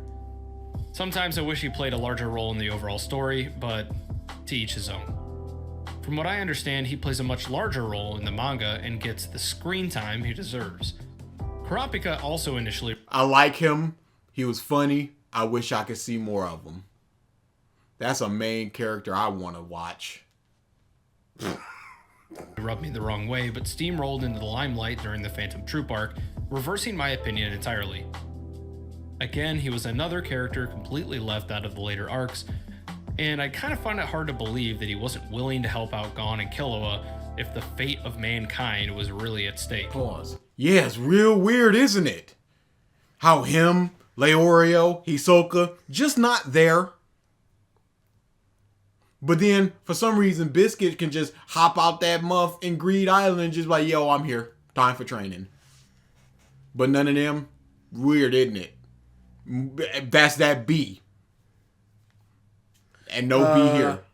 We ain't got time for B. We ain't got no time for B. B I just wasn't there. Does not exist. I was studying. I was being a bodyguard. I'm just not here. Sorry. Instead, we were left with odd shots of him looking stressed out in front of multiple pairs of scarlet eyes. Hisoka was probably my second favorite character in the entire show, as he was clearly... Is there another character? And if it is it going to be Meruem? I was going to go with Netero. I'm going to go Meruem. It's more than likely Meruem. Maybe even Kamugi. Might be. I can't think of anybody else, because he's already said there's so many characters. An atypical villain.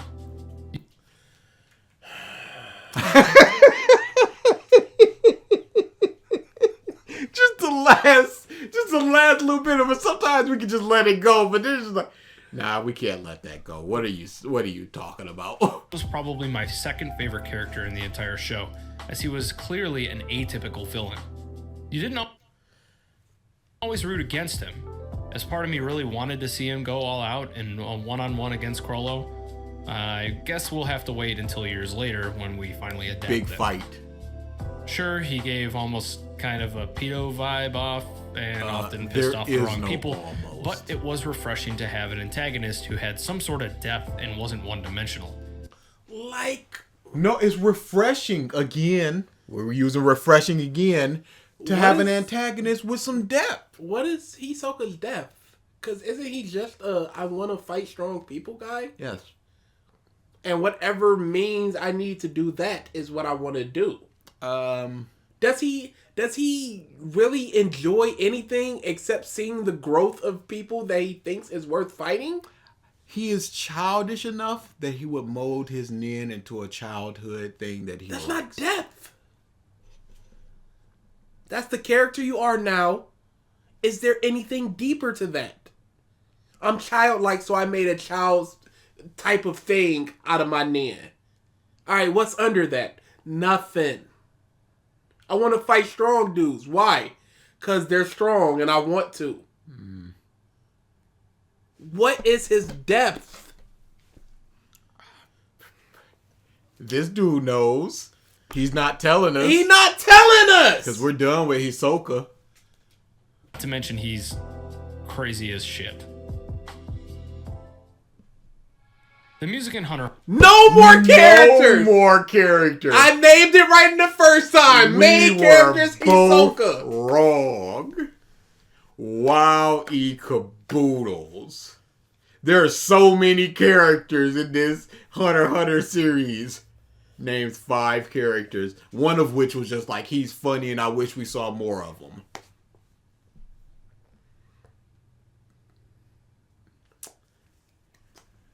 Yeah, it's hard to know. It's hard to know where to go. And now we're talking about music? I don't give a shit about music. I like the intro. I like the outro.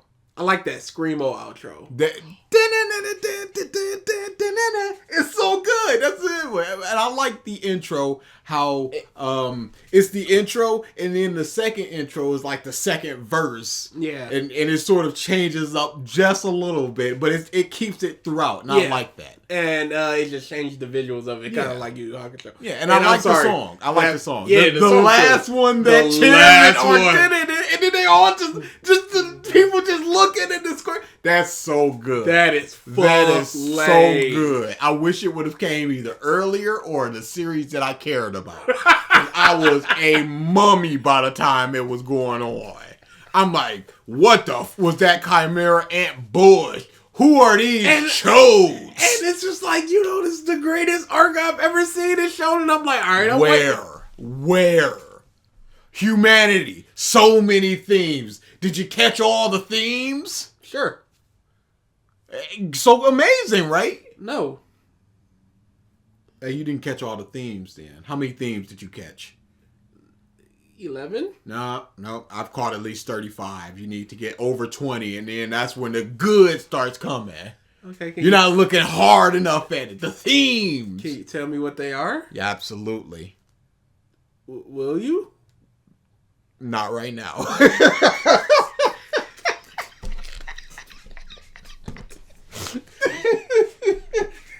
It kind of feels like you're trying to seem smarter than you actually are. By just yelling the word theme? Me? Yeah. No. But I asked you for things. Man, these people. Including that fictional person that we just made up. Hey, if I do a Google search for what are the themes of Hunter, do you think it's going to come up? I believe so. What are the themes of Beowulf? H, still nothing. HU, still nothing. HUN, a lot of Hunger Games, still nothing. Hunt. Goodwill Hunting, no. Uh-oh. E? No. Nothing. Okay. See, because people can come up with their own themes. Whatever resonated. What is the theme of Hunter okay. Hunter? That works. That's fine. Consider... Just a robot that ran out of batteries. Just a mid-sentence. Consider you. Just shut down. Mother, talk. Charge yourself. Considered to be a deconstructed... Mother!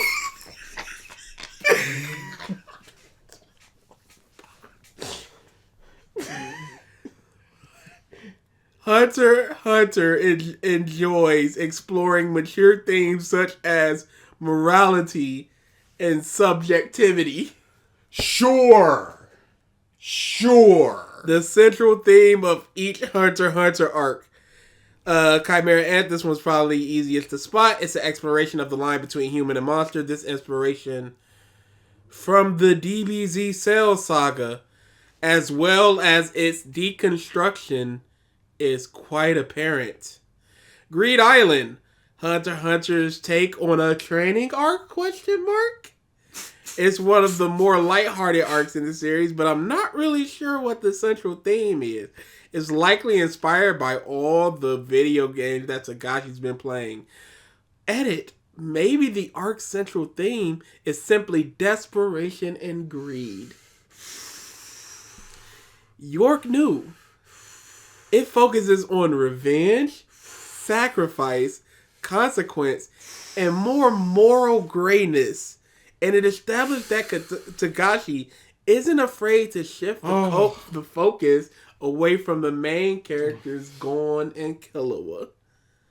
Celestial Tower. Hunter x Hunter's take on a tournament arc, ? The deconstruction here is that the main character didn't go up as far as they could. Each fight shown was specifically to progress some character or some concept in the meaningful way. There were no fights for the sake of showing cool fights. Hisoka versus other dude? Hunter Exam. It's the initiation introduction arc that makes you think it's your typical shonen with all typical shonen. I'm dying. But it already begins to hint at themes of strategy and consequences and moral grayness.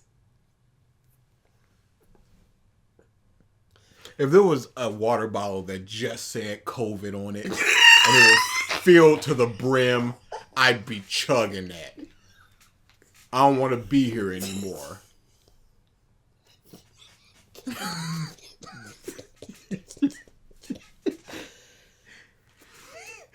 Pure distilled COVID.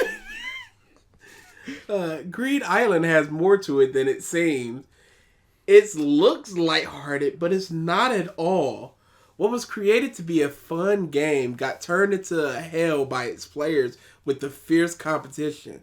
It was also playing with human malice in that respect.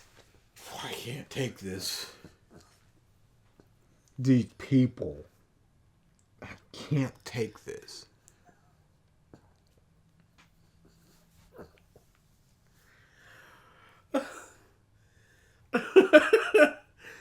It's hard to talk exactly what an overall theme of his work might be. Tagashi seems to like to explore different themes depending on the given story he is writing at any time. There are many recurring themes throughout Hunter x Hunter, I'm getting so such mad. as companionship, I'm getting so ambition mad. and desire, dealing with past trauma, revenge, or even problematic parentage, and not letting it define who you are.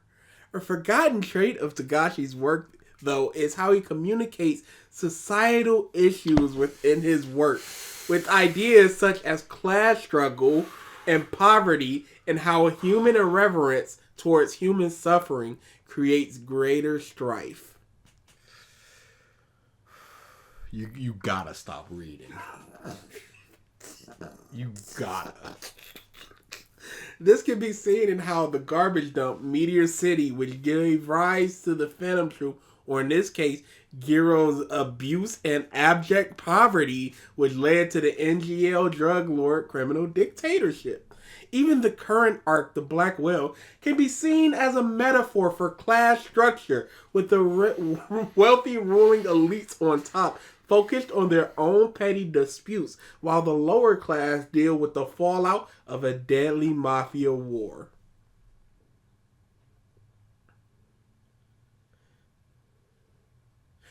The Chimera Ant Arc is, in my opinion, No.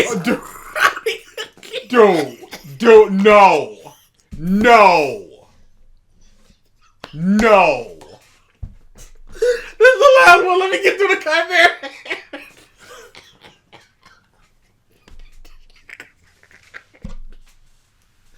His crowning achievement. So far, in parentheses, exclamation point. Togashi created a villain so powerful in a way which would have seemed so pedestrian or cliche in anyone else's head. Yeah. Okay.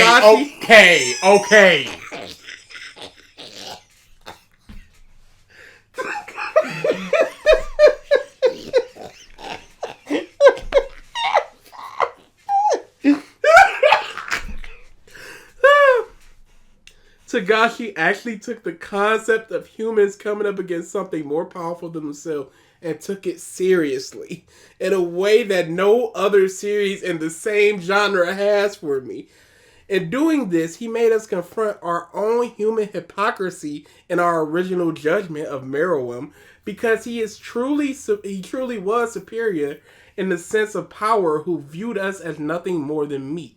What gives us the right to condemn him when we treat each other with such contempt and lack of empathy, let alone the pain we put the animals we consume through. Though Togashi still manages to dismantle Meruem's worldview in the most natural way, as he becomes more full of empathy and understanding. An eagle pecked her! When confronted by something more beautiful and skilled than himself in Komugi. He realizes that there is such beauty in existence that life is worth protecting, and has the most stunning piece of character growth I feel have ever seen. With the time of his death, we feel humanity doesn't deserve this creature, and he dies at the hands of the most destructive and powerful force ever created by humanity. So these themes of existentialism and the examination of the human condition deeply resonated to me. It's funny that there's still so much to talk about his work, and you really could write an entire thesis just on Hunter x Hunter, as there is just so much I haven't even come close to touching. My God, he is just so good. I hope he keeps on writing. Hunter is uplifting, suspenseful.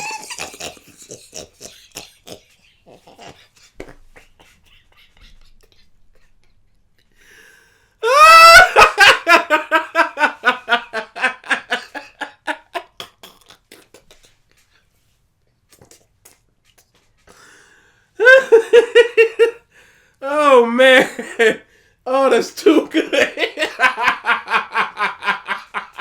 These bumps are here. Oh man. Oh, to write or not to write? What are Hunter x Hunter's themes? I'm not gonna read this whole thing, but I just want to read this part. First, I want to address overarching themes as addressed in the character development, since Hunter x Hunter fundamentally addresses its themes. I want to address the theme, since Hunter x Hunter addresses its themes.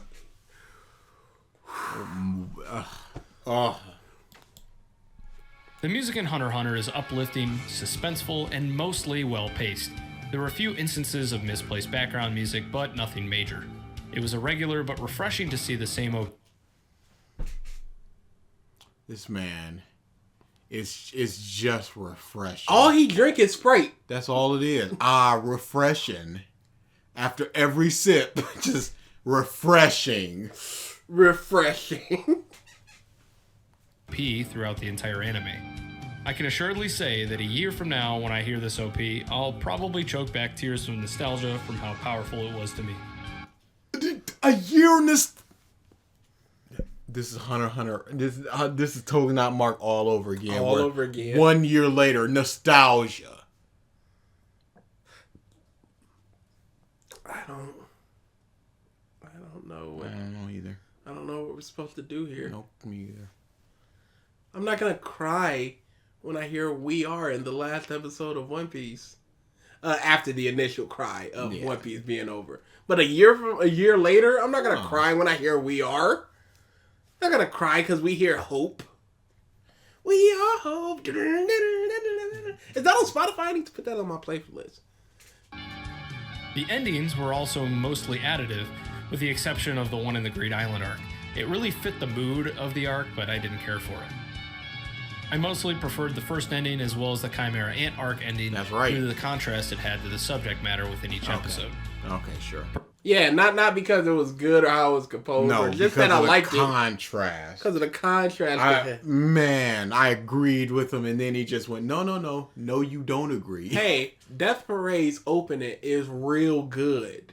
Before even anything else. Before the contrast of it. It's a good song. Oh, whoa! It's so. Come by and go. It's so good. Perhaps the most enjoyable aspect of the sound was the voice acting in Hunter x Hunter. Every voice seemed to emulate the portrayed character perfectly. Most importantly, in Maria Ice as Killua,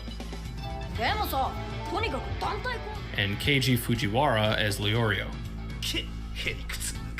Ahsoka's voice actor also performed brilliantly and left an over. Good voice acting. Perfect anime. Shonen. I mean, perfect shonen. I can count on one hand the amount of times where I just went, that voice doesn't exactly fit. I wish it was something else. I expected it to be a little bit deeper. Muff, they hired because they good. Aura over his persona. There were rarely awkward casted roles in Hunter x Hunter at all, which led to the credibility of the characters. In summation, I really enjoyed Hunter x Hunter for everything it was, whether it was for the endearing and complex characters or for the intellectual battles the respective characters consistently found themselves in. Mix that with the engrossing environments, real-life themes, and incredible voice acting and music. Not those fictional themes. No, the real life themes. Does he say refreshing one more time? You better believe it. Can we get one more to see us out? We need one more. To send us home. Engrossing environments, real-life themes, and incredible voice acting and music, and you'll find yourself immersed in a shonen for the ages. Maybe I'm still drunk on the aftershocks of the series, but either way, it was truly a masterpiece. It really baffles me. So, maybe I'm still drunk on it. Even if I'm not, though, it's a masterpiece. Both those two things can't. You've introduced the fact that you might be biased because you were still in the afterglow. But then you're just like, nah, but it's still, nah. As to how we just talked about this with Spider-Man. People just walking out just going 15 out of 10. Yeah, people on Twitter just like, oh, it's the greatest. It's better than Endgame. It's just like, chill out. It's good. It's 8 out of 10. How dare! Watch this video. Relatively small the fan base is for Hunter x Hunter as opposed to something like One Piece or Naruto or DBZ, as it's clearly superior to most, if not all, long-running shonen out there, and it contains nearly every necessary element for success. Nor is there any filler. I mean, what more could an anime fan ask for? Quality! Not just that there's no filler. That there's good things happening? What is he talking about? that if the franchise is rebooted in anime form, that Togashi exercises the same level of finesse he did with the series in the first place, as it is one that will remain one of my favorites for years to come. I plan on eventually watching the entire 1999 version, but I haven't quite gotten there yet. It's still a little bit fresh in my mind, but I can see that it is a nice version to watch, though the 2011 version is definitely preferable. What more is there to come from the series? Well, that really remains to be seen. Boy, he did not mention animation. Oh, good on him. I'll give him that. I am so dead though that I Are you now? I just don't care. Are you now? I don't care that I'm just waiting for refreshing. I'm just keeping my ear out. She's dealing a lot with mental health and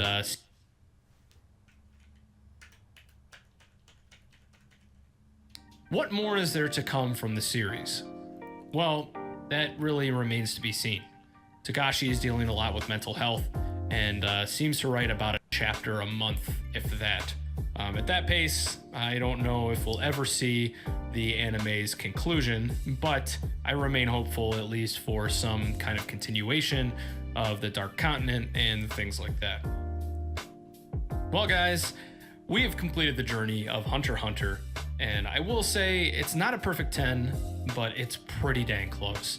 Hunter x Hunter is about as good of a shonen as I could possibly have asked for, and definitely one of the longest anime that I've ever watched. Well, that's going to do it for me today, guys, on this episode of Honest Anime Reviews. If you liked the episode, please let me know. Yeah, one of. You got your original Naruto, you got your Dragon Ball Z, and you probably got Hunter x Hunter. What's the problem? What is the problem? Down below what you thought about it. If you like the anime, if you don't like the anime, things like that. New reviews come up every Sunday, and I appreciate everybody who's checked it out so far. Please remember to smash that like button and enable the bell for notifications. Until next time. Do you think, or do people think that saying smash would make people more inclined to hit the like button? It's more fun. Donkey punch that like button. I laughed, so I will hit the like button. But would you be more inclined to hit the like button? I'm not inclined to hit it anyway when they say that. But would you be? I don't know, because I don't know the mindset. It's like asking me, what was he thinking when he... I don't understand this human being, so I can't say. That's like a 9. Yeah, somewhere. Because he just didn't say anything. And that's always the worst part, where you just don't say anything. And there's different levels of not saying anything. Yeah. They're like empty buzzword platitudes, that type of thing, which like refreshing, honestly. And then there's just like this happened, and there's so much that happened, and then moving on. Yeah, I was not feeling that video. Yeah, my goodness. Don't know what we're doing next. Hunter. I don't know what switch flips in people's brains when they hear the words Hunter x Hunter. It's gotta be it's different from those other things. What are those other things? And why is this different? Subversion, themes, deep, dark, all these things that people just go back to all the time. But it just does something, and it just, bam. But here's the thing. I honestly think a lot of it's just the animation. Because how many people were bumping the 1999 Hunter x Hunter? It wasn't until it got its reboot that people were like, hey, Hunter x Hunter, this is amazing. That means people were not reading the manga. They were not watching the original anime. But once that new one came out, suddenly, it's the greatest story ever told. But it could be like, it's just, to a new generation, it was introduced to them. Kind of like what happened with JoJo. People weren't really bumping JoJo like that. It had its old animations and OVAs and things like that, and video games. But, themes as well. But once If MJR don't give me my money, it's more fun in MJR. A couple free movie tickets as well. That's an inconvenience. Heavily so. But yeah, I don't. Yeah, I don't either. I don't. I do not either. It's Okay. Does he think he made his point? That's a very good question. Because he basically talked about what happened and said it was refreshing because it's not like other things. But he didn't compare it directly to other things, even though we already know that he watched stuff. Because he goes, Dragon Ball, something about Dragon Ball. I remember him saying. But if he goes, Gon is childlike and innocent, unlike this character who is not childlike and innocent. Even though Goku in Dragon Ball was childlike and innocent. But I guess Gon is just more and better and more subversive. You got it. You got it, boss. Yeah, I don't know. I don't know if he did or didn't. Let's just check the comments real quick. What did I say? But you know what it's gonna be? It's gonna be, yeah, Hunter x Hunter's amazing. Barely talking about his video. I agree with you, man. This is a diverse show with several arcs that is so different that it could easily be several shows in one. Yeah, because York News different from Greed Island. Greed Island's different from Chimera Ant.